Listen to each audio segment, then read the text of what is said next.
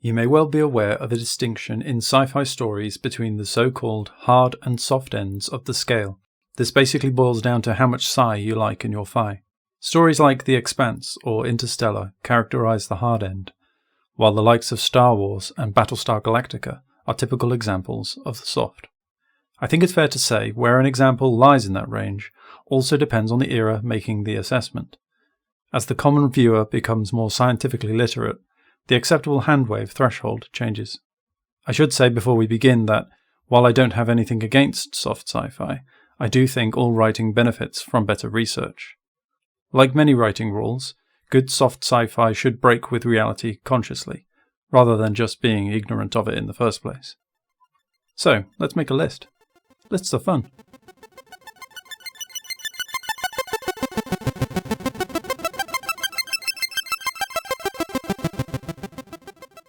Number 1. Sound. Well, let's get that sound in space thing out the way, because these days it's so well known really, I don't think anyone can reasonably claim ignorance. Having sound in your space battles is more of a deliberately cheesy popcorn choice now, although almost no shows are completely free of it. You may also come across the occasional wise-ass who will point out that as sound only needs a medium to travel through, whatever crazy space dust the action happens to be taking place in is given as the reason we hear explosions and so on. However, it is worth noting that while nebulae are widely seen as cool space clouds, they have a particle density only a fraction higher than the vacuum of deep space. They only look as they do from vast interstellar distances. We're talking big.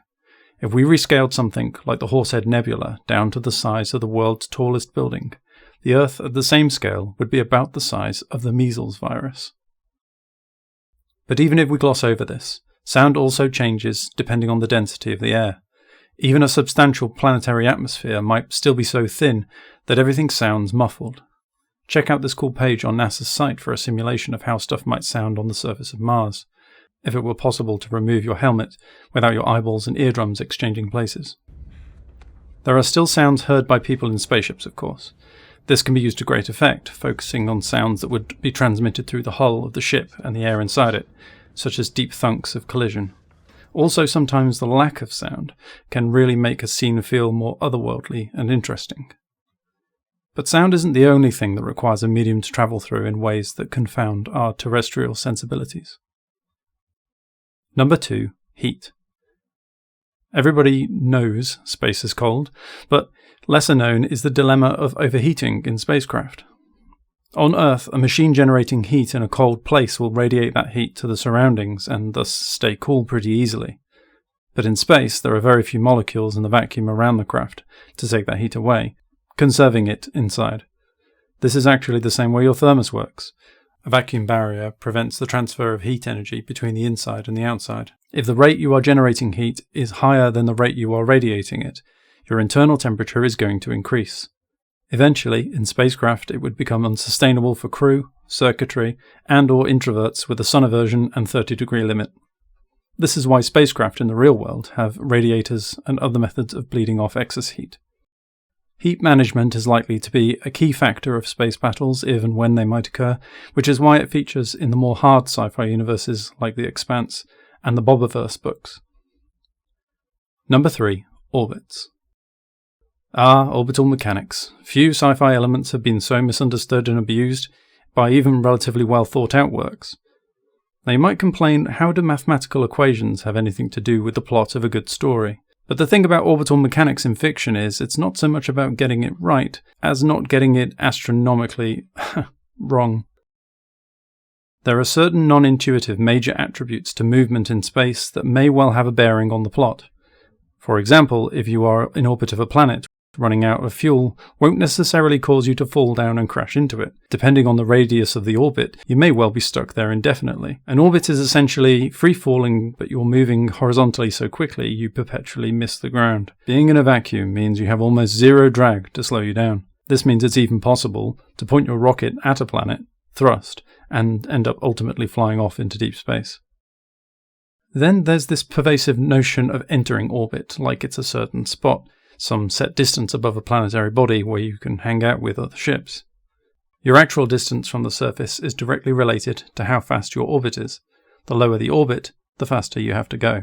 Where you consider orbit to be depends how fast you can or want to go. You may even want to have an altitude that means you orbit the body at the same rate it spins, so you appear to be stationary overhead. This is called a geostationary orbit, just under 36,000 kilometers in Earth's case, and it's what GPS satellites do. There's another big effect that orbits have, one that even serious sci-fi often forgets about, because it is utterly foreign to us. On Earth, we're used to the distance between places remaining basically the same. I can rely on the fact that London to Paris is always about 350 kilometres, despite what the Brexit trolls might imply. The solar system is a big swirling, spinning maelstrom of chaos by comparison. How far is Mars from Earth? Well, that depends. No, I'm not being a pedant. I mean, it can be either fairly nearby in solar terms or on the other side of the sun. In fiction, something like the solar system is often depicted like a neatly arranged museum exhibit, but the fact is that travel distance is massively variable over time. Even assuming awesome tech, the time it would take to get to places could double or half depending on what time of year or even what year you go. And this is even more important because space, well, it's really big, isn't it? Number 4. Distance. Douglas Adams once described space as big, really big. And we all nod our heads and we know it's big, but the distances involved clearly push beyond what many writers imagine because, at these scales, many things no longer work like you think they do. Take this scene from The Force Awakens as an example. The fanfiction superweapon, Starkiller Base, fires an epic laser to destroy not 1 but 5 planets in one go, at the same time. But aside from the "my Death Star's bigger than Daddy's Death Star" complex going on here, several people have noticed this scene has glaring flaws. Namely, if planets explode halfway across the galaxy, you won't look up and see it in the sky, because light takes years.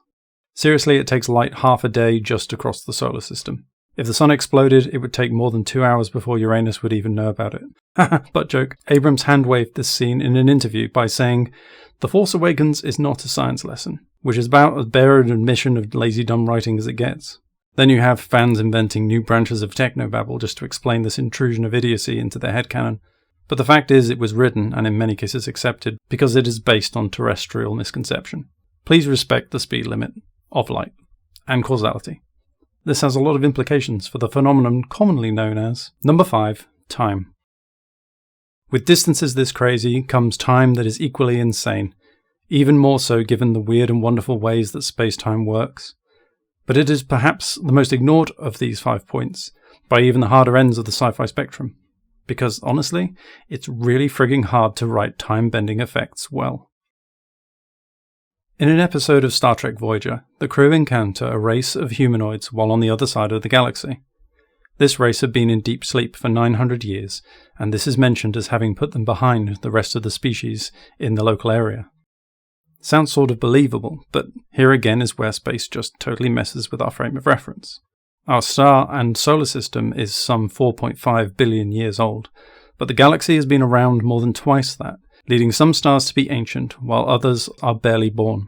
Even without this variation, the timeline from birth of your sun to becoming a spacefaring species is far from a precise formula, varying likely in the millions or billions of years. The result is, any intelligent species will likely come into existence separated from their neighbours, not just by space, but by millions of years of time too. So, in effect, all the races in a galactic community, like the world of Star Trek, would just be those who happen to be closest in time, but there would still be huge variance, and the likelihood is that a few hundred years wouldn't make much difference to your standing, when even close species would probably be thousands of years apart in terms of their tech milestones. Okay, granted, this sort of breaks the whole space community premise, doesn't it? And in fact may go a long way toward explaining the Fermi paradox. If civilizations have a lifespan, maybe we're just not around while anyone else is. There's a lot of time to get lost in. Here's one more parting thought.